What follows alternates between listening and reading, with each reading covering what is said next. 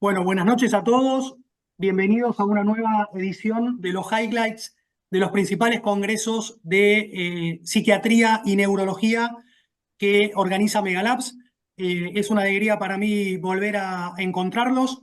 Este es nuestro primer webinar del año, eh, pero estén atentos que van a ser 6 en total, así que pónganse en contacto con los representantes de Megalabs que los visitan para que les pasen el cronograma completo y muy felices de poder contar en esta ocasión con dos speakers de máxima relevancia, como son el doctor Ricardo Corral y el doctor Rodrigo Córdoba, que están respectivamente en Buenos Aires y en Bogotá.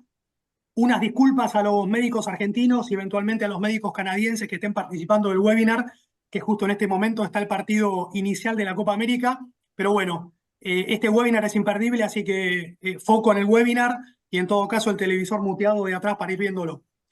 Bueno, les presento entonces a los speakers y damos inicio a esta edición de webinar. El doctor Ricardo Corral es presidente de la Asociación Argentina de Psiquiatras, AAP, es jefe de docencia e investigación del Hospital José Borda, es presidente de la Fundación para el Estudio y Tratamiento de las Enfermedades Mentales y es miembro de la American Psychiatric Association, que justamente este congreso es el que vamos a estar relevando en el webinar.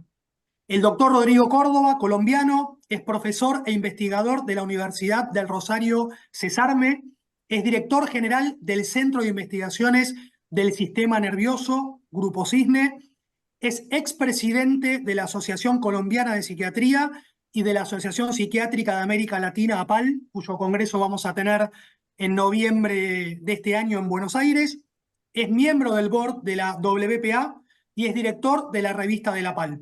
Así que aprovechen, relájense, disfruten de todo lo que estos dos profesionales de máximo prestigio tienen para contarnos y sin más, los dejo con ellos. Muchas gracias. Muchas gracias, Ignacio. Para mí es un gusto y un honor asistir a estos highlights y de todos los congresos. Además, darte y expresarte mi gratitud, Ignacio Taboada, el director para América Latina.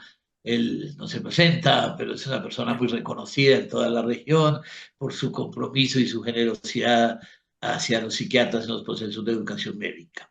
Me honra con mi amigo de toda la vida, con el que hemos avanzado hombro a hombro por este mundo del panorama de la psiquiatría y este mundo académico como es Ricardo Corral, y a todos los que me están oyendo, que estoy seguro que debe haber algunos ojos y oídos de grandes amigos. Mi saludo desde acá, que saben que es muy especial. Quiero contarles yo un poco de lo que ha sido este Congreso americano en su 177 versión. En ese sentido, si ustedes ven, tenemos ya los americanos han tenido una cantidad de actividades ya muy importante y por eso esto termina siendo un evento consolidado como tal. Nos reunimos en la populosa, hermosa y ruidosa Nueva York. No sé si se está viendo mi pantalla. Sí, se ve perfecto, Rodrigo, se ve perfecto. Muchas gracias, Richie. Entonces, durante el pasado mayo 4 hasta el 8 fueron 5 días de intensas jornadas donde trabajábamos desde las 8 de la mañana hasta las 5 de la tarde, cerca de 600 actividades, algunos organizados por track sobre algunos temas, 20.000 asistentes, una cosa inmensa, 1.200 póster, es decir, de una riqueza y una fortaleza académica. Sé que el Congreso americano constantemente se somete como a algún debate en este sentido, pero sin duda sigue siendo el Congreso que más aglutina, que más convoca psiquiatras, porque allí no solo está el mundo académico de la psiquiatría norteamericana, sino todos los rincones de los psiquiatras de todos los rincones del mundo acompañan este magno evento. Cosas muy particulares. Primero, un lema que generalmente el presidente de la Asociación Psiquiátrica Americana que preside el Congreso, a pesar de que existen todas las estructuras, comités científicos, directores médicos, era Petros Libonis, hace mucho tiempo, griego migrado a Norteamérica, que se ha encargado al manejo de detección temprana, tratamiento de pacientes con trastornos por uso de sustancias. Entonces ha puesto la adicción en el centro, plantea su lema como confrontemos la adicción como tal desde la prevención a la recuperación. Y en ese sentido, en el marco de este evento y con esta gran cantidad, vemos como termina siendo un evento que convoca múltiples, diferentes sponsors, muchas industrias farmacéuticas tradicionales, conocidas, vuelven allí un escenario donde se presentan los nuevos medicamentos, donde se refuerzan las nuevas indicaciones de los medicamentos que están en curso, grandes speakers, todos los speakers conocidos, vamos a mostrar algo, Charlie Nemeron, Michael Tate, Mauricio Fava, en fin, un sinnúmero de colegas, John Kane, que terminan nutriendo de manera significativa este congreso y por eso lo hace quizás un poco complejo en intentar una hora reducir y por eso me parece que el nombre perfectamente lo muestra destellos. Vamos a poner algunos titulares de lo que ha sido, que seguramente permitirá ahondar con mayor lujo de detalles. Ahí en esos sponsors también me llamó la atención mucho de tecnología, grandes avances. Una tercera parte del evento estaba relacionada con estimulación magnética transcraneal, con estimulación del nervio vago, una psiquiatría que quizás pudiéramos llamar intervencionista, por no decirle invasiva, que lo llama la atención. La aparición de otros sponsors, allá está la CIA, está el ejército.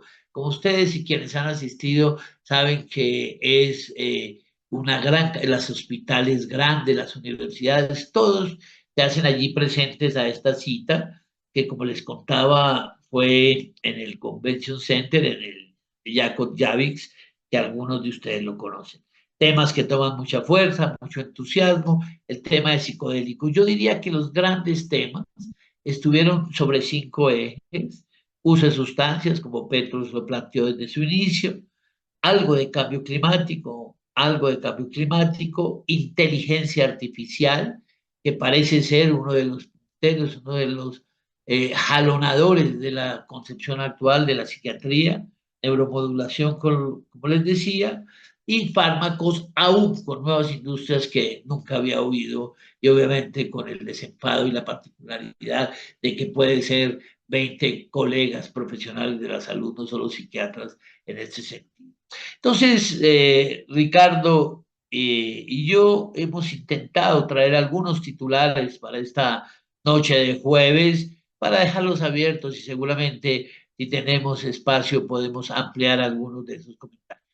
Yo creo que Richie no necesita presentación, es un psiquiatra connotado en América Latina y en el mundo, y Ricardo va a hacer la primera parte y yo hago una segunda parte.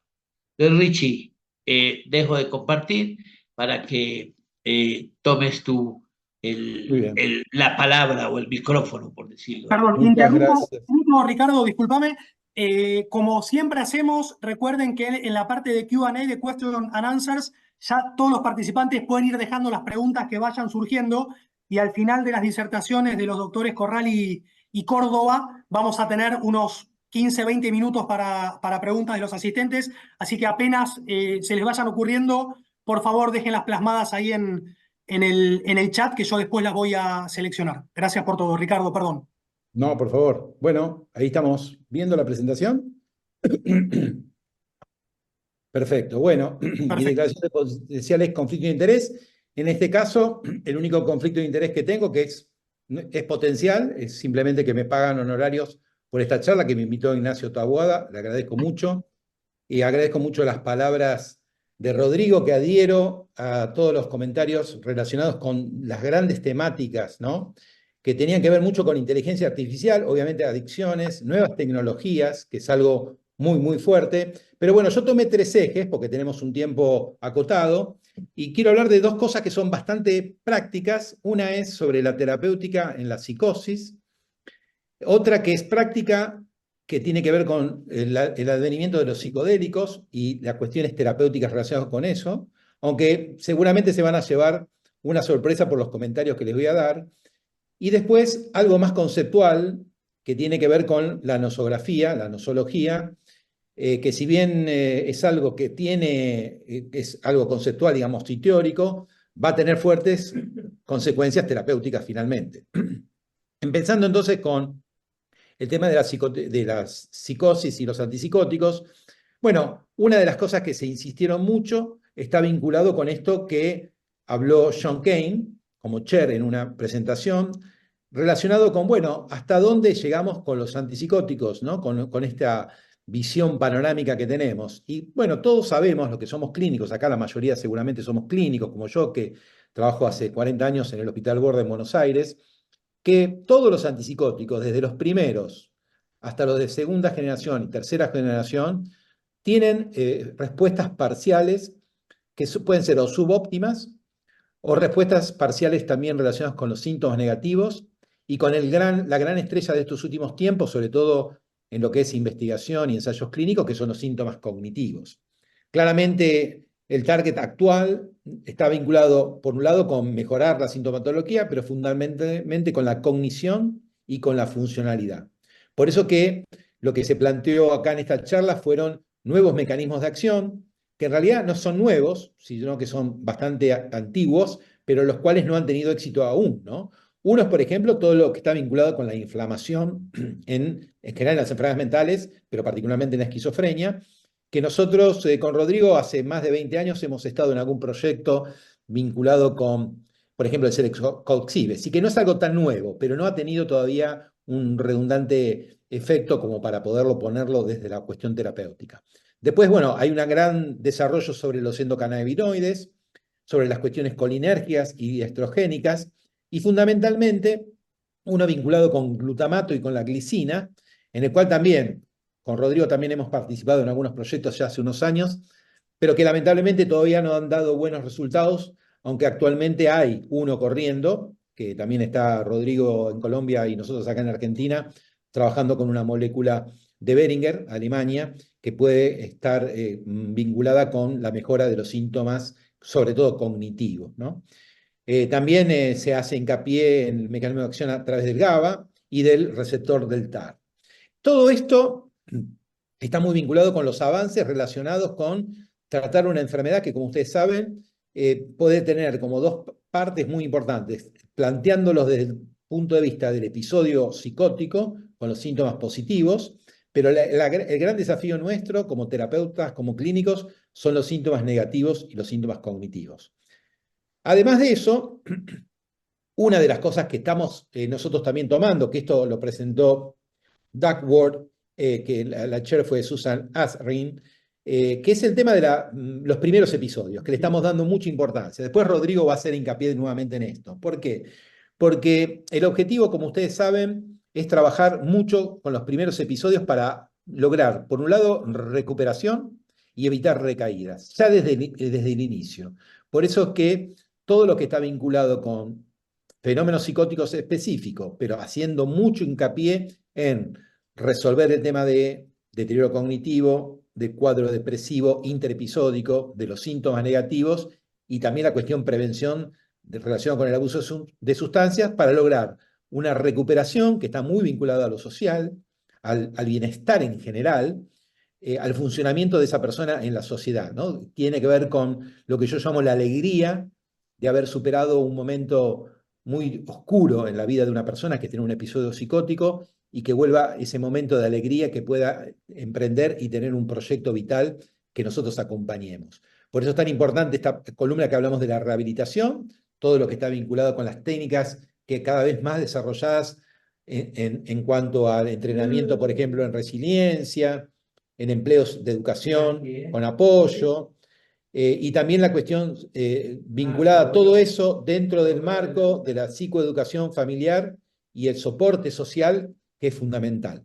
Así que todo esto es algo que está muy vinculado con lo que dije antes, la cuestión terapéutica en sí, y también la cuestión vinculada con lo que viene ahora, que es volver a introducir algo que ya desde la década del 60-70 estaban, que son los famosos long acting, que hoy nosotros vimos ahí también que hay una gran proliferación de las mismas moléculas que usamos desde hace 30, 40, 50 años. Piense que algunas moléculas son de la década del 60, como el haloperidol, que si bien no está ahora acá, pero sí la risperidona, que es del 80, de la década del 80, porque el inicio de la conversión del oral al long acting debería ser lo más rápido posible cuando tenemos ya claro el diagnóstico de esquizofrenia, para justamente reducir el riesgo de recaídas y darle la oportunidad a la persona que padece la esquizofrenia de tener una mejor recuperación. Para eso, incluso, fíjense que lo que traigo acá, este slide, es una herramienta que existe, que es la SMI Advisor, que tiene varias cosas, pero una es favorecer el uso de cómo manejar la conversión de orales a los long acting. Y acá están todas las moléculas, ¿no? Porque está el aripiprazol, el risperidona, la paliperidona, la olanzapina. Es decir, que incluso ha habido nuevos avances en cuanto a la tecnología farmacéutica de dar, por ejemplo, subcutáneo, ¿no? Risperidona subcutánea, que es la UCEDI. Fíjense que esto le han dado mucha relevancia y estamos tratando de que tenga más relevancia porque sabemos que es una opción muy positiva para nuestros pacientes. Aparte de esto, fíjense qué interesante, otro tema, ¿no? El tema de la clozapina también, década del 60. Sin embargo, hay toda una cuestión de redefinición y de revisión en cuanto a la oportunidad que le damos a nuestros pacientes que tienen refractoriedad y que se demora muchísimo tiempo en utilizar, aunque tenga los datos clínicos de que es un paciente refractario, tardamos mucho. De hecho, acá también en Argentina nosotros replicamos de alguna manera un estudio parecido con Julieta Ramírez en el Hospital Borda, donde tenemos datos similares, ¿no? Donde fíjense que desde el primer episodio pasan a veces 22 años, ¿no? Y el inicio de la clozapina tarda casi 10 años, ¿no? Es mucho tiempo. Y de esa forma estamos perdiendo la oportunidad de ayudar a las personas que se podrían beneficiar mucho con esta terapéutica. Así que fíjense, estamos hablando de moléculas nuevas que todavía están ahí, en el veremos, como decimos acá en Argentina, moléculas que ya están instaladas, pero planteando una nueva forma farmacéutica que es el long acting, con todos los beneficios que tiene. Bueno, no vamos a hacer una charla de eso ahora, pero para hacer hincapié en este punto. Y el tema de la clozapina y del uso más precoz o más racional, con anticipación y sin tanta demora. Bueno, esos serían los temas más importantes. Vinculado esto al concepto de psiquiatría de precisión también, ¿no? Porque mucho estaba relacionado con la variabilidad personal en los genes, en el entorno y los estilos de vida, que esto va a venir un poco con lo que voy a comentar después relacionado con la nosografía, y mucho hincapié en genómica, proteómica, big data y aprendizaje automático. Que esto ya está instalado. Nosotros lo vemos con Rodrigo en el tema de investigación clínica, que hay mucho de esto. Hay mucha base de datos de esto, pero bueno, todavía no tiene una aplicación práctica. Lo traigo acá para esquizofrenia, pero está navegando en todas las patologías, ¿no? Muy fuerte en depresión también y en trastorno bipolar. Bueno, ahora pasamos al otro tema. Esta es una foto de Cristiania en Copenhague, porque voy a hablar de psicodélicos, ¿no? Y en psicodélicos también mucho y muy fuerte todo el tema, en todo el Congreso, como pasa un poco en todo el mundo. Bueno, una breve historia que puse, es un slide mío de hace un tiempo, pero para reconocer que, fíjense que esto lleva de 1897, ¿no? Cuando se empieza a detectar, a identificar la mescalina, pasando por lo de Hoffman en el 38, es hace 90 años casi, ¿no? Y después, bueno, el tema de la prohibición fundamentalmente en Estados Unidos por el hecho de que pasa a las calles, porque todo esto se investigaba bastante en la década del 60, hasta que aparece lo primero vinculado con la ketamina, y la ketamina en depresión, que es un psicodélico distinto que ya está como bastante extendido el uso en trastornos depresivos. Pero bueno, aparece la gran ola nueva de psicodélicos a partir del 2005 y un poco más que nos llega al día de hoy. Simplemente para mostrar un poquito de hacer historia con eso.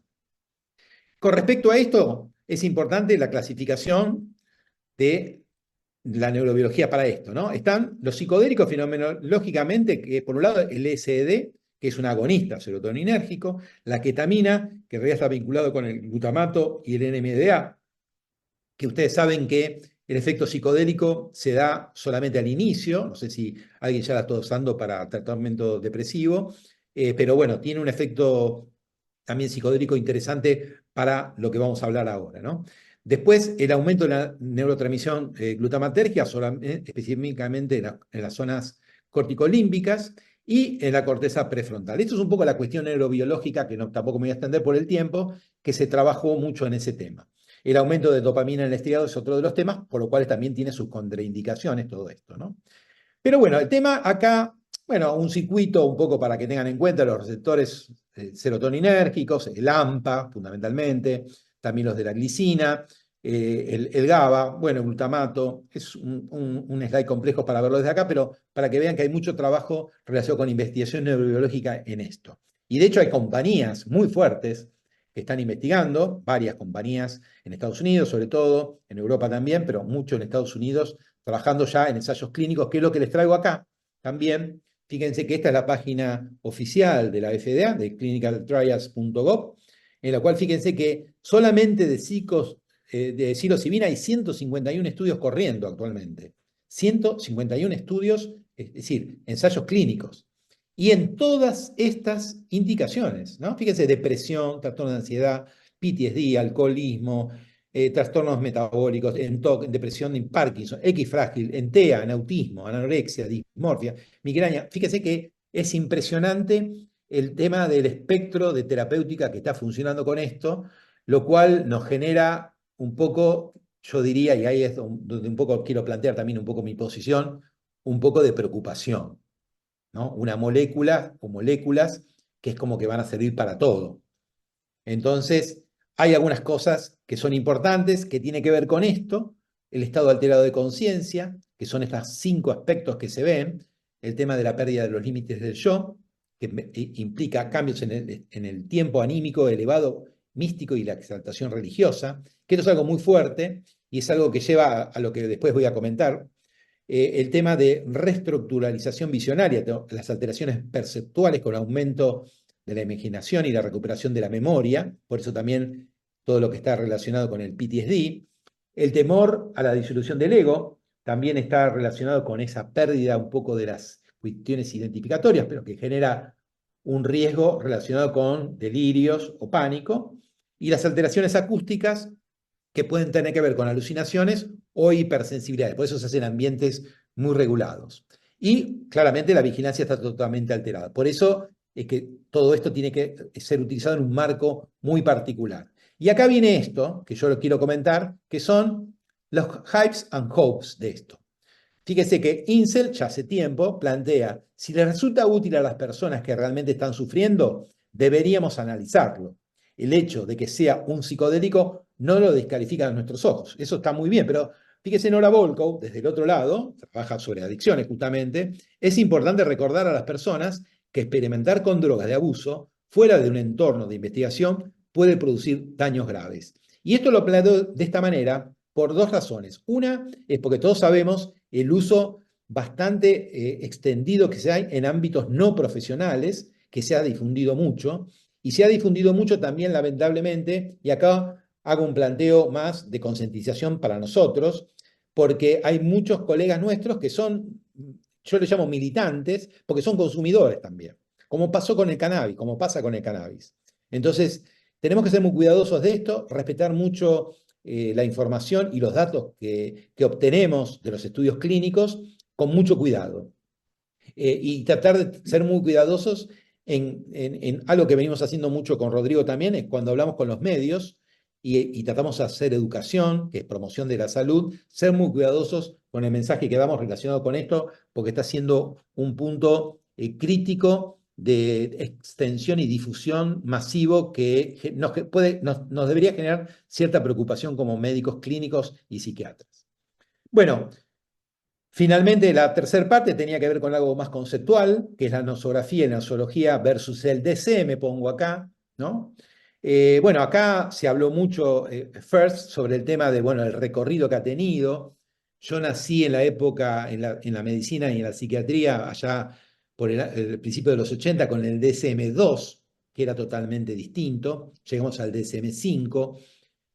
Hay claramente una cuestión vinculada con expectativas no satisfechas, y esto claramente tiene que ver con que, bueno, hay mucha comorbilidad, hay muchos nos en esto con límites muy arbitrarios.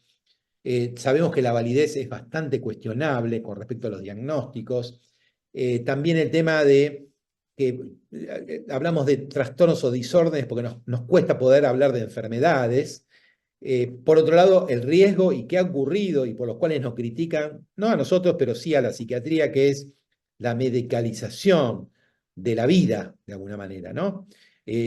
Tratamientos que no son específicos y un impacto negativo en la educación e investigación. Por eso es que ha devenido, de alguna manera, en un cisma en los psiquiatras americanos, norteamericanos, que están vinculados con esto, ¿no? Bueno, estamos repitiendo ediciones que mejoran el modelo, que no nos permiten, de alguna manera, cambiar nuestro paradigma para lograr algo que sea mejor al DSM, que no deja de ser una cuestión concretamente empiricista y de alguna forma también pragmática, pero que ha tenido un límite, ¿no? Por eso hablamos que, bueno, hay un momento donde ya hay comités científicos que están investigando específicamente cada uno de estos puntos, pero también hay una tendencia a generar un nuevo DSM-5, ¿no? Vieron que el DSM eran con números romanos. Cuando se hizo esto en el 2013, se planteó el tema de poner un número arábigo, el 5, porque iba a ser como el último, ¿no? Iba a ser el 5.1, el 5.2. Sin embargo, ya están hablando del 5TR, e incluso se está hablando del 6. Para lo cual, esto es lo que traigo, que lo trajo Cuthbert, que es algo que ya es del 2013. Ustedes quizás han escuchado hablar de todo esto con Insel cuando era el director del Instituto Nacional de Salud Mental en Estados Unidos, que de alguna forma generó un cisma con la APA y dejó de tener importancia en relacionado con lo que tenía que ver con las investigaciones vinculadas con el DSM. El objetivo era justamente llevar la investigación hacia las dimensiones relacionadas con genoma, epigenoma, bueno, ahora lo vamos a ver un poquito mejor, con la neurociencia computacional, y que tiene que ver con esto, ¿no? Esta es la matriz de los RDoC, ¿no? Research Domain Criteria. Fíjense que cada dominio, por ejemplo, tiene una valencia negativa, una valencia positiva, los síntomas cognitivos, los sistemas de procesamiento sociales, el tema del arousal, ¿no? La activación, la regulación de los sistemas, lo sensorio-motor. Todo esto vinculado a los genes, a las moléculas, a las células, a los circuitos, a la fisiología, a la conducta y también, obviamente, a lo que tendría que ver con el self-report, ¿no? El autorreporte. Todo esto dentro del ambiente y del neurodesarrollo. Este es un poco el objetivo, que hasta al día de hoy no ha tenido una visión práctica. Esto es algo de investigación, pero va un poco a algo que hoy en día ustedes han escuchado hablar y que se habló también bastante en algunas charlas, que es el tema del transdiagnóstico, ¿no? Si hablamos, por ejemplo, de rumiación, decimos, bueno, rumiación, pensamos en TAC, pensamos en depresión, pero también tiene el paciente TOC, el paciente psicótico. Es decir, tomar un elemento como una cuestión que está vinculada con ciertos circuitos. Por eso también traigo esta foto, que si bien no es específicamente de la APA, el famoso tema del conectoma humano y todo lo que es el sinaptoconectoma, que también tiene el objetivo del Blue Rain, que es un consorcio europeo que trabajando sobre este tema. Entonces, acá también hay otro paradigma, el cual lo traigo porque, bueno, se habló bastante. Mi concepción es que también es algo que no va a tener mucho futuro, que está relacionado con esto, lo que se llama Hierarchical Taxonomy of Psychopathology, que pretende superar el modelo categorial, pero en realidad tiene la misma limitación, ¿no? Porque termina siendo un modelo jerárquico, si bien es dimensional, no deja de prescindir de las consideraciones del DSM-5, de la clasificación también de la OMS, y todas las limitaciones que tiene, ¿no? Por un lado, hay un gran sesgo poblacional, porque esto se hizo en poblaciones occidentales solamente y caucásicas, no contempla el neurodesarrollo, la utilidad es bastante discutible y carece de una visión médica y más neurobiológica como los RDoC. pero es algo que está bastante vigente. Hay muchas publicaciones sobre el tema, es un tema que se trabajó bastante en el Congreso. Mi consejo yo lo traigo porque, bueno, se está hablando mucho de este tema, no creo que sea algo que nos vaya a generar un avance excesivo, pero bueno, uno tiene que tomar de todo y de todos los paradigmas o las posiciones, cosas que pueden ser positivas.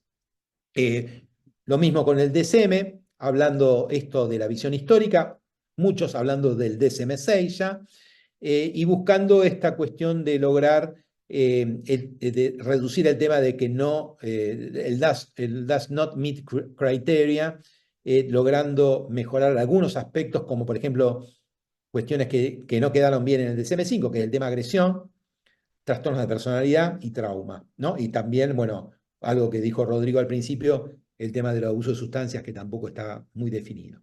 Bueno, con esto creo que termino. Más que nada, plantear que esto tiene una implicancia en la terapéutica, claramente. Fíjense que nosotros trabajamos con la terapéutica de una manera distinta que con el tema clasificatorio, porque en la terapéutica hablamos de mecanismos de acción, hablamos de farmacodinámica, tenemos una perspectiva transdiagnóstica, buscamos hipótesis que sean verificables, es decir, hay un montón de cosas que van un poco en desacuerdo con las clasificaciones que tenemos actualmente. Sin embargo, las moléculas y los tratamientos deben ser aprobados bajo ese paradigma, que es lo que uno está pensando, ya esto lo digo como más como una opinión, que es algo que se viene para un cambio que va a ser bastante notable, creo yo, en un tiempo relativamente más reciente.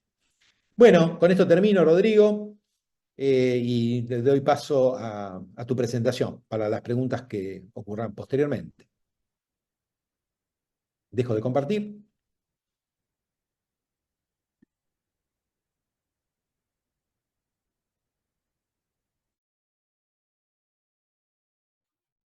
Perfecto, Richard, muchas gracias. Creo que un poco lo que decíamos, pues intentamos hacer como un brochazo de muchas cosas, que se ven. Como les decía, son 600 actividades, tracks, miles de póster, participantes de todo el mundo llevando pues sus últimos avances, el desarrollo de sus investigaciones, la construcción en particular. Entonces, bien, tengo estas flash, las lucecitas de lo que fue esta 177 versión del Congreso de la Asociación Psiquiátrica Americana. Hago una declaración de conflicto de intereses, recibo honorarios por esta presentación, pero he sido totalmente autónomo en su preparación. Bien, creo que las primeras cosas y que se hace necesario, voy dentro de las diferentes perspectivas que voy a plantear, quizás la gran discusión en términos de nosología viene dada en el concepto de resistencia, es decir, supuestamente resistencia es como esa muralla que no deja avanzar y sin duda hay que atravesarlo por una flecha en medio de esa pared, porque muchas veces lo que nosotros llamamos rápidamente resistencia puede significar muchas cosas más y para no volverlo un punto de corte, creo que tenemos que incluirlo dentro de parte del proceso de las etapas del tratamiento. Nosotros tuvimos la oportunidad con varios colegas de América Latina en el famoso estudio TRAL de mostrar los datos que parecerían con las definiciones de depresión resistente en cerca de un 30%, estaba Brasil, Argentina, Colombia, México, pero sin duda creo que es una revisión que amerita en este momento tan particular que estamos revisando concepto, la depresión como entidad transnosográfica, cambiar el nombre de esquizofrenia como el trastorno del espectro psicótico. Siento que igual sucede, porque etiquetar de manera pesimista, entonces en este simposio del doctor Putman, muestra cómo esas cifras que son tan significativas, casi entre 2 a 6 de cada 10 pacientes, muchas veces terminan siendo como una visión estigmática o los conduce al abandono. Y como tal deberían ser incluidos como una etapa más del curso terapéutico. Pero siento yo que la pregunta, y en eso coincido con el doctor Putman, es que nos deberíamos preguntar por qué la resistencia, qué otros caminos quedan, hay atajos. Debemos seguramente reconceptualizar específicamente sobre el paciente dentro de una visión mucho más integral. Entonces, la pregunta es, ¿qué haría uno con un paciente resistente? Y él empieza a hacer algunos planteamientos en este sentido. Muchas veces es que se suman factores, lo planteaba él y toma los argumentos de David Tener, el conocido psiquiatra francés, de que es difícil, como muchos pacientes que tenemos todos en la práctica cotidiana, es que existen unos elementos de pseudo resistencia y en ese sentido aparecen las posibilidades de evaluar muy juiciosamente a partir de ese clásico artículo de Howes definiendo lo que sería el problema. Él lo toma de punto de partida en su presentación, es qué tratamientos ha habido, qué tipo de tratamiento ha tenido, la calidad, si cumple con las dosis óptimas, cuánto y durante cuánto tiempo. Yo me acuerdo que con Richie hace ya un par de décadas firmábamos uno de estos artículos, estaba vivo Pedro Ruiz, si esperar 6 semanas, si esperar 12 semanas de depresión. Y si ustedes ven los fármacos para resistencia en general en esquizofrenia, pues estamos de acuerdo todos que es la indicación de la clozapina, que cada vez nos ponemos más de acuerdo en iniciarla más prontamente, como lo planteaba Ricardo ahorita. Sin duda, la entrada de la esquetamina y una molécula que fue un corto verano, sigue en México, en América Latina, en México tuvo un espacio y ahora la posibilidad de asociar dos antidepresivos como la fluoxetina y la esquetamina, que recuerda o hace evocar esa molécula de la asociación de fluoxetina o lanzapina de la casa Lee. Bien, también esta perspectiva en ese mismo simposio de las visiones del tratamiento de Mauricio Fava.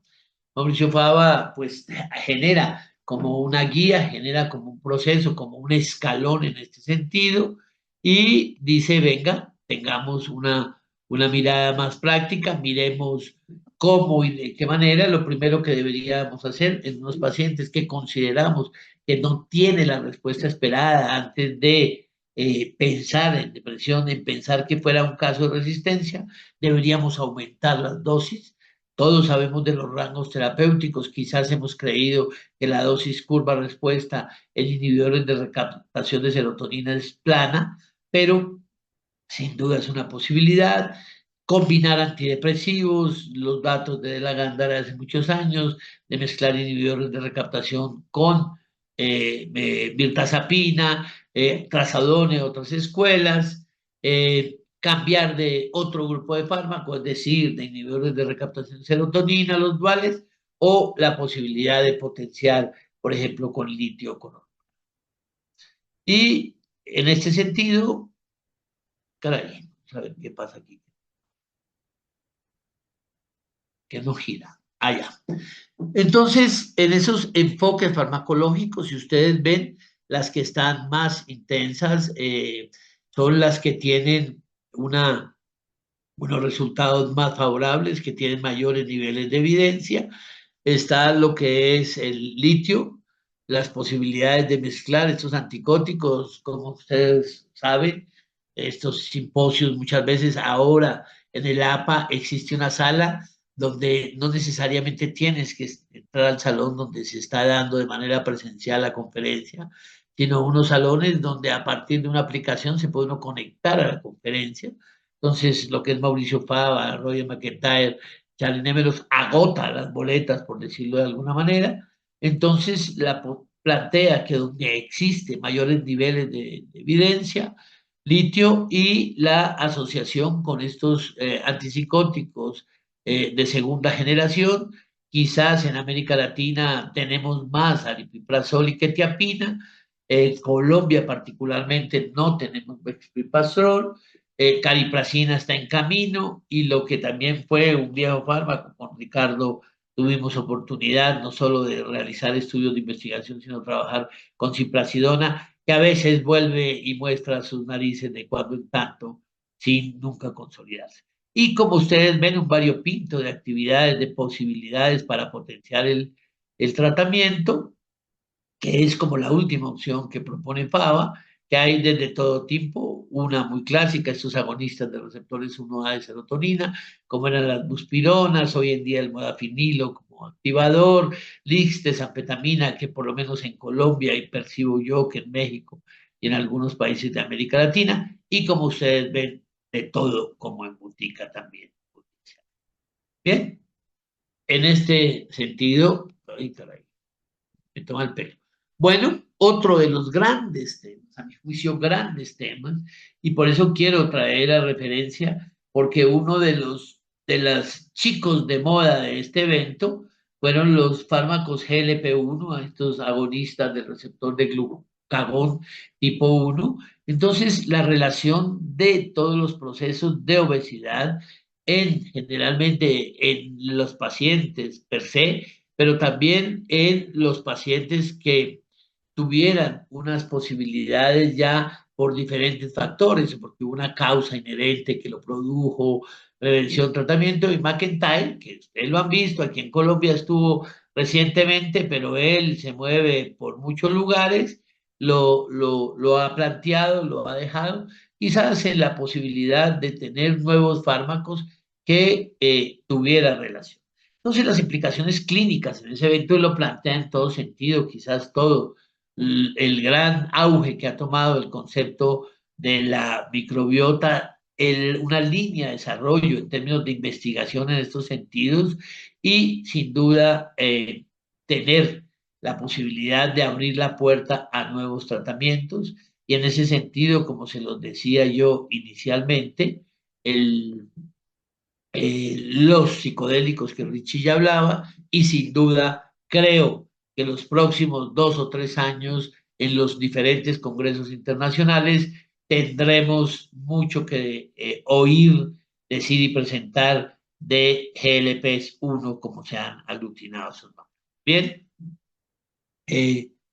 esto me toma el pelo así. Bueno, ya en términos de manejo de resistencia, no en depresión, sino en trastornos de ansiedad, yo creo que es muy importante en este simposio de Charlie Nemiroff, que como suele suceder, también agotó la boletería. Él organizó de una manera muy estructural, primero una visión dentro de los factores clínicos, lo que alcanzaría el espectro de los factores clínicos, entonces tóxicos que no han sido reconocidos, que en ese sentido sabemos que muchos de ellos tienen la posibilidad de producir estos cuadros de una ansiedad a veces polimorfa, esas medicaciones que no tienen una indicación precisa, lo puede uno ver con corticoides, en fin, las características del individuo, una gran discusión que algo diré al final de trastornos de personalidad, y la comorbilidad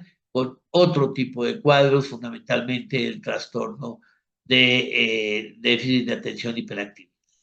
Pero allí también Charlie Nemiroff hablaba de que también hay que tener presente siempre que hay algunos medicamentos, antes de hablar de resistencia, que pueden estar relacionados en ese sentido, corticosteroides, simpático-miméticos y sin duda todos esos activadores como la cafeína y los receptores de cannabinoide como la marihuana, es decir, el tetrahidrocannabinol, que se nos olvida a veces a pesar de que ahora lo vemos, porque sin duda todas las salas, todos los salones, mucho olor a marihuana, quizás no como en San Diego, pero igualmente.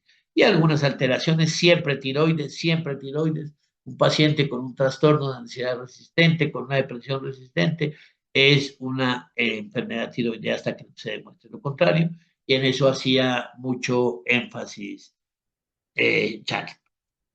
Bien, bueno, sin duda, solo algunos datos para colación. Yo creo que se hace absolutamente necesario.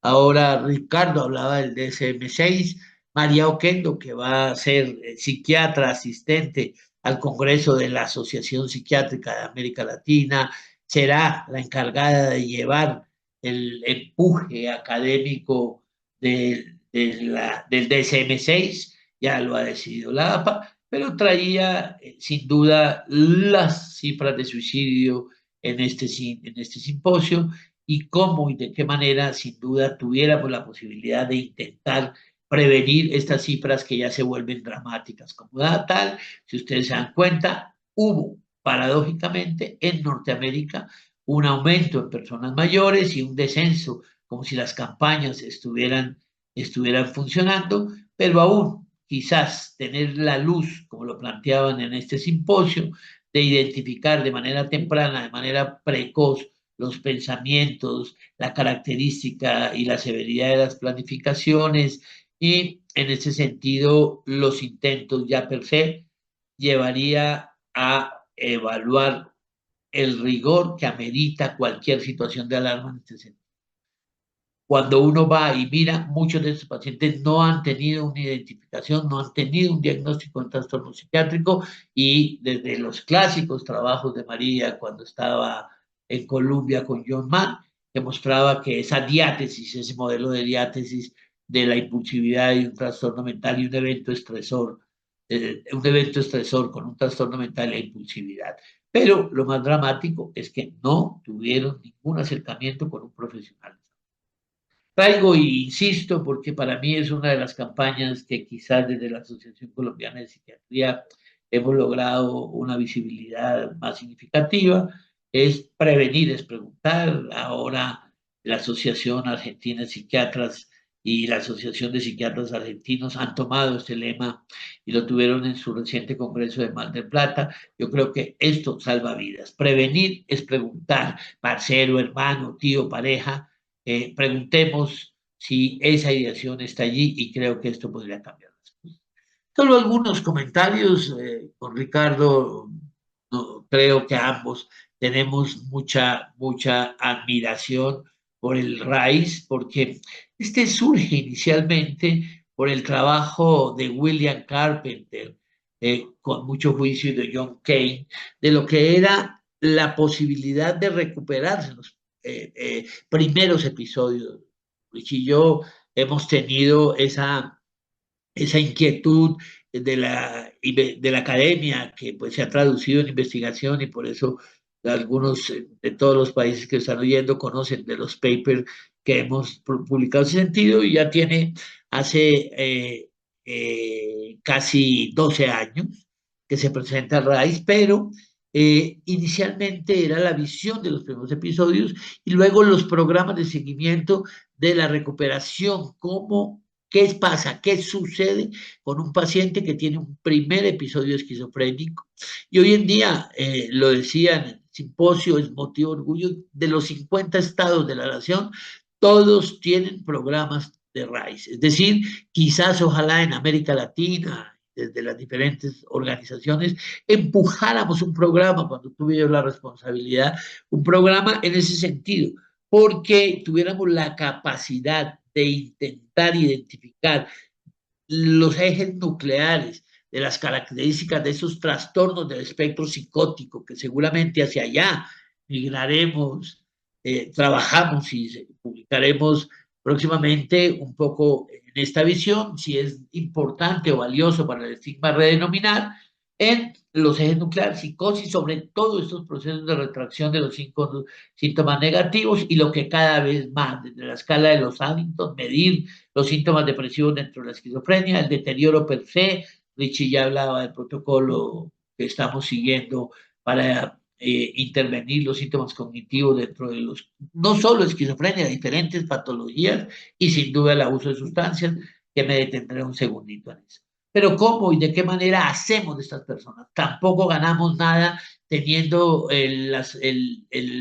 los síntomas positivos del PANS en uno, si no pensamos en que estos chicos, que generalmente son chicos jóvenes, tienen que tener la posibilidad de vivir mejor, de tener prosperidad emocional, de recuperarse como tal, que interactúan en unos procesos laborales o educativos, y que sepan comer helado, bailar, tener pareja, en fin. Y en ese sentido empiezan a aparecer modelos muy específicos de entrenamiento en la rehabilitación, y sin duda todo anclado sobre el eje de la educación familiar. Bien, este me parece muy significativo, Y es uno de nuestros retos grandes que tenemos los clínicos, y es cómo intentamos mejorar las adicciones en personas con trastornos. Quienes han trabajado en primeros episodios y nos han oído, definitivamente entre más temprano empiece, entre más consumo, entre más mezcle, el reto es más alto. Pero también sabemos que muchos de los pacientes que tienen trastornos por abuso de sustancias, su vulnerabilidad, a pesar de que los intentos biológicos, desde Manji, el trabajo de Julio San Juan, de la secuencia de los aminoácidos, no ha sido suficiente, pero sin duda como experiencia clínica, como visión, lo hace. Entonces, es bien interesante intentar derrumbar esos mitos que existen, porque a veces los pacientes terminan diciéndonos que es que ellos consumen porque eso les da una sensación de mejoría, de bienestar, y es algo que sin duda los procesos de psicoeducación deben estar orientados a esto, lo mismo que a intentar derivar. Entonces, esa sensación de, por eso los programas deben ser de una atención integral, los de aislamiento, soledad, en fin, buscar experiencias, devolver la esperanza, trabajo muy lindo, Rodrigo Brezano, amigo con Ricardo Envío, y generar interacción entre pares, no solo los chicos, sino aún las familias, porque es muy dramático. En este sentido, pues es muy complejo, porque es casi como el huevo o la gallina, son las sustancias, 65-35 dicen las hipótesis, más consumo, psicosis, que consumo, pero bueno, allí hay una serie de situaciones que bien ameritan. Bien. Esto desde hace un par de APAs me llama la atención, es porque en esta misma perspectiva de intentar dejar en 0, paso en 30, eh, eh, aprender a vivir a los pacientes con síntomas de la enfermedad, me parece muy interesante. Entonces, tener la posibilidad de que los pacientes aprendan a vivir con el manejo de las alucinaciones auditivas, simulándolos, viviendo experiencias muy propias, conocer los diferentes tipos. Esto, sin duda, creo que podría ser una de las rutas de camino para los pacientes en este sentido. Bien, un poco ya en otros temas, vienen los grandes booms, tendremos un tiempo, vendremos muchos congresos, sin duda es a toda velocidad nos han llevado.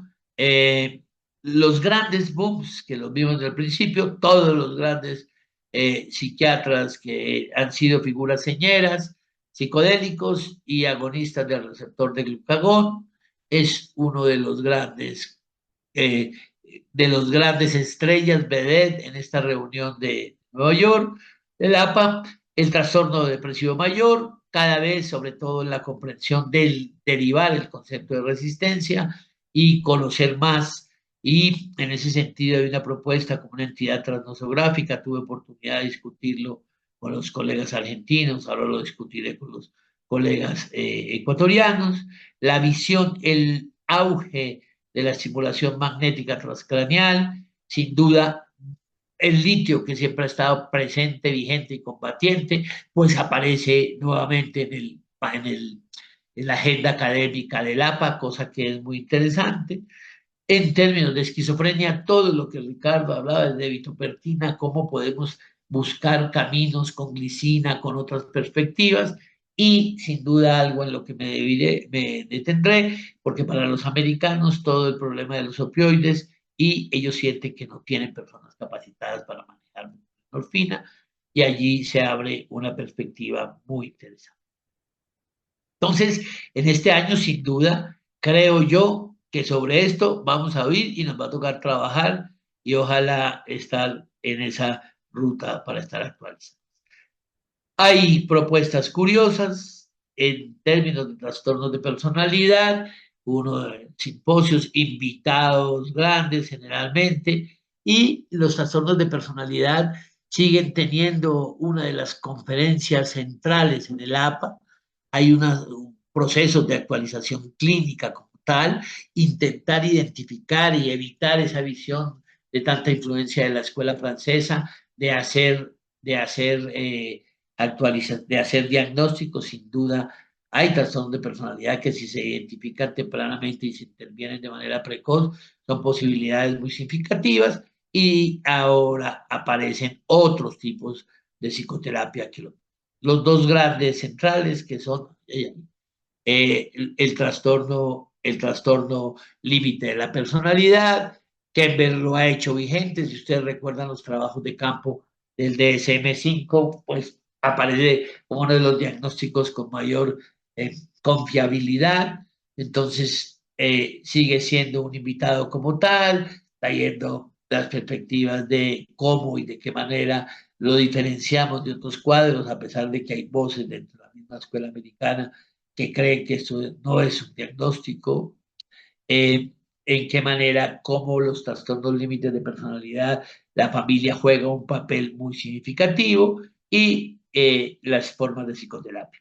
Y el otro gran es cómo el narcisismo, el trastorno narcisista de personalidad, tiene unas visiones, un reconocimiento, y quizás encontrar una forma de psicoterapia. Yo creo que trastornos de personalidad muy presentes, lo que nadie creería, personalidad y psicoterapias.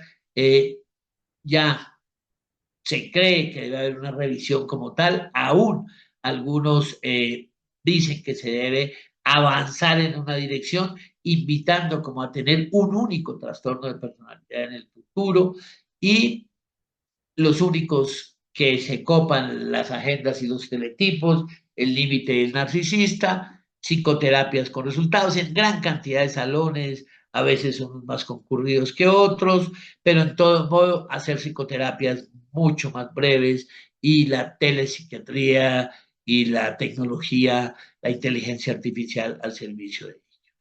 Muy bien, este señor es Petros Lebonis, se lo nombraba inicialmente. Él es el que le ha puesto el pecho, ha trabajado en adicciones desde el principio en Nueva York, y es la primera vez que el APA como tal, a pesar de que ustedes saben que allá está el NIDA, se turnan el track con alcohol y abuso de sustancias, pero esta vez el eje del cuerpo del Congreso estaba en los trastornos por abuso de sustancias, y esto, las adicciones como tal, o la medicina de adicciones.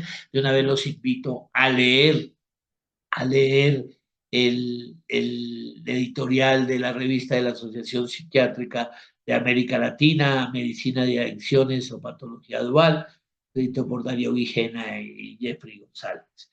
Bueno, en realidad, campañas mostraron los resultados en lo que algunos creían que son otras formas de adicción, el vapeo, que yo creo que es un problema real en nuestros países está, el gran fantasma que asusta a Norteamérica, los opioides, alcohol, que seguirá siendo un problema, y algo que nos falta mucho por aprender, las tecnologías hablan de acciones, y sin duda allí se han presentado una gran cantidad. Y Nora Wolkoff le ha dado, Nora Wolkoff, ustedes saben, ha sido la directora del NIDA hace mucho tiempo, y en este APA, en la APA de Nueva York, hace una apuesta en los determinantes sociales, donde supuestamente se podría construir elementos de prevención. Entonces habla de definitivamente cuidar los niños, la garantía es el capital de un país, a todo lo que podría existir dentro de la circuitería dopaminérgica, y quien lo toque podría tener la posibilidad de tener compromisos mucho más severos, todo el ambiente escolar, y sin duda las situaciones de soporte social muchas más favorables. Y presentaba un dato que a mí me pareció muy dramático, y es que después de la epidemia pandemia por COVID-19, se presentó un aumento de 50% de muertes por sobredosis. Pero llama la atención Susan de Jong, donde ya poca formación, es lo que sucede en nuestros países, sucede allá, poca formación en trastornos por uso de sustancias en Norteamérica, solo las rotaciones son muy escasas, llama la atención, y entonces esto termina en manos de lo mismo que sucede en nuestros países, educación no formal, es decir, quienes terminan teniendo quizás experiencias particulares vitales. Pocos residentes manejan buprenorfina, que es el tratamiento como tal, y sin duda ella propone cómo y de qué manera la medicina de adicciones debería estar incluida en la formación de los programas de residentes, y hace un parangón que me llamó mucho la atención con lo que fue los trastornos mentales severos, que también vivieron de estigma. Hoy en día, que se conoce mejor, pues son atendidos mucho más fácil, y lo incluye de esta manera. Sin duda, lo que sucede en pacientes mayores, voy a presentar una lámina que yo he presentado en muchos lados, la posibilidad del 60% de las demencias no se pueden prevenir. Ese artículo es viejo, si ustedes se dan cuenta, y el 40% de las demencias podrían ser prevenibles si intervenimos en estos 12 ejes. Alcohol, alcohol o tabaco, mantener el peso, traumas, en fin, discapacidad auditiva. Pero eso mismo se ratificó en este simposio, que se puede evitar una posibilidad significativa en la medida que se detuvieran esos elementos que yo le presenté, tomando estas 6 áreas de intervención preventiva: una nutrición saludable, tener actividad mental, es decir, relacionarse, cognición social, hacer ejercicio, tener amigos, disminuir el estrés y, sin duda, tener una salud física saludable. Y el motivo de orgullo para Colombia, y quizás para mí, todos ustedes lo conocen, quizás es uno de mis alumnos cercanos, el doctor Juan Fernando Cano. Participamos como Colombia, como Universidad del Rosario, en la discusión de los programas de educación y entrenamiento en los futuros psiquiatras en el mundo. Interactuamos con el este de Asia, los colegas de Australia y Nueva Zelanda, y los colegas de Filipinas estuvieron allí, y Juan creo que nos dejó en alto el nombre a todos, no solo de Colombia, sino de América Latina, y sé que muchos de los aquí presentes es amigo de ustedes. Bien, sin más, contarles que el año que viene la 178ª versión del Congreso americano será en la ciudad de Los Ángeles. Vuelve después de muchos años. Ustedes se dan cuenta, hace 40 años no se realizaba en Los Ángeles, y quienes tengan intención, para que marquen en sus agendas entre el 17 y el 21 de mayo del 2025. Y sin duda, muchos de estos conceptos ampliados estarán extendidos en lo que hacemos en muchos de nuestros países, como las conferencias OSAPA, que tocamos cada uno de esos temas quizás con mayor detalle. Aquí pues fueron exactamente destellos. Muchas gracias, siempre agradeciendo a mi equipo que me ayuda a trabajar en todo lo. Bien, sin más, mi gratitud y un abrazo a todos desde el Río Bravo hasta la Patagonia. Bueno, muchísimas gracias y felicitaciones, Rodrigo, Ricardo. Magnífico trabajo, han resumido en 1 hora un congreso súper extenso de 5 días, brillante, tocaron los principales tópicos con toda la grandeza que los caracteriza. Son 2 excelentes profesionales y mejores personas, y aparte son muy amigos entre sí. Esa buena química se nota en el webinar, así que nunca mejor selección de speakers para este webinar. Muchísimas gracias. Bueno, vamos a pasar a las preguntas. Antes que nada, felicitarlos de parte de la asistencia. No estamos parando de recibir comentarios excelentes de la disertación, así que muchas gracias. También aprovecho para agradecer a todo el equipo de Megalabs Latinoamérica, muchos de los cuales están presentes en este webinar, por la excelente convocatoria. Y vamos con la primera pregunta, que viene de Argentina. El doctor Bustin nos plantea: entonces, lo que se transmitió en la APA sugiere que después de un primer episodio psicótico con un diagnóstico de esquizofrenia confirmado, hay que pasar lo antes posible a antipsicóticos de depósito, independientemente de la respuesta a la vía oral. Eso lo planteó Richard y lo planteé yo, pero yo me adelanto un segundo, doctor. Muchas gracias por la pregunta. Ricardo seguramente la va a complementar. Hoy en día se ha visto que quizá los retos grandes en los síntomas negativos y la adherencia al tratamiento, para evitar las posibles recaídas prontamente. Y en ese sentido, en la discusión, no son verdades absolutas, en la discusión, el uso de clozapina mucho más pronto que tarde y la posibilidad de garantizar la adherencia con antipsicóticos de liberación sostenida es una perspectiva que se discutió durante el Congreso y es una propuesta que yo creo que en la medida que construyamos datos veremos de qué manera cambiamos en realidad el desenlace clínico en los pacientes con diagnóstico de esquizofrenia. Pero, insisto, y seguramente Richie ahí entra, el programa como tal, no seamos reactivos, fragmentados y episódicos. Alguien que tenga un primer episodio psicótico, acojámoslo en un programa y miren que esto creo que ha sido lo más exitoso. Richard, yo creo que tienes mucho que decir también ahí. Porque No, sí, bueno, agregar eso, que en definitiva el objetivo fundamental es la recuperación, y lograr recuperación implica evitar recaídas, y evitar recaídas implica una buena indicación, pero además un cumplimiento y adherencia. Ahí está la pregunta del doctor Bustin, que justamente nos aseguramos la adherencia y el cumplimiento con la medicación inyectable de larga duración. Es un poco de manera simple y concreta y pragmática eso. Muchas gracias. Vamos con una más.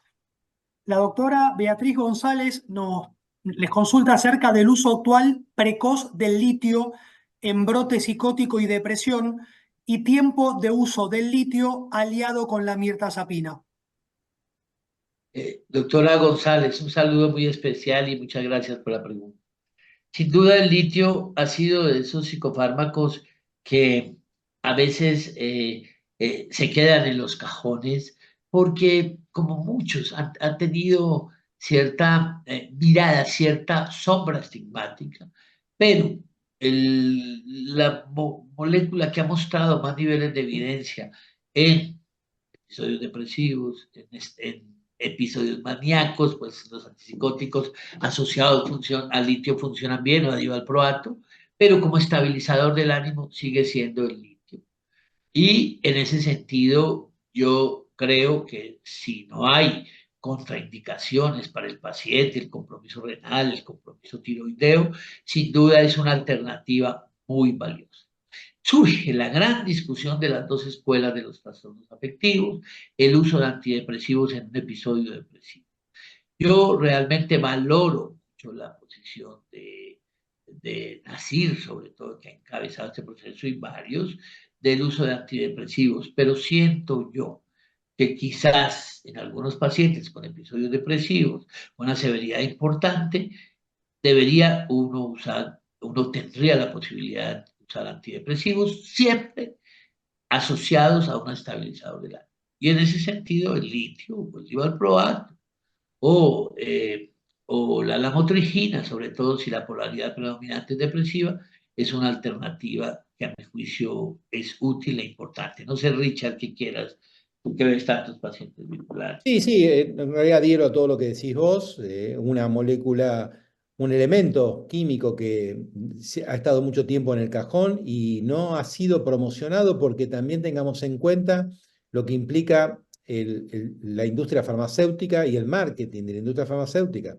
El litio es algo que no entra en ninguno de estos circuitos, por eso también influye en cómo se utiliza.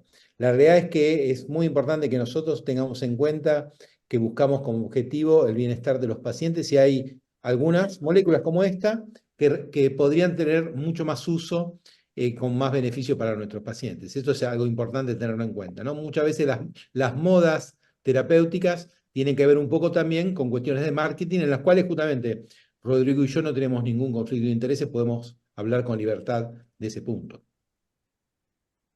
Muchas gracias. Antes de ir a la última, les recuerdo que este webinar fue grabado, tanto para aquellos que participaron y lo quieran repasar, porque la verdad que tuvo mucha información, como para aquellos que no lo han podido hacer o han participado parcialmente. Así que en unos días, a través de su representante Megalabs, van a poder acceder a la filmación completa del webinar. Muchas gracias. Y cerramos con un comentario. El doctor Fernando López recalca lo interesante del comentario de lo militante en el uso de psicodélicos, ¿no?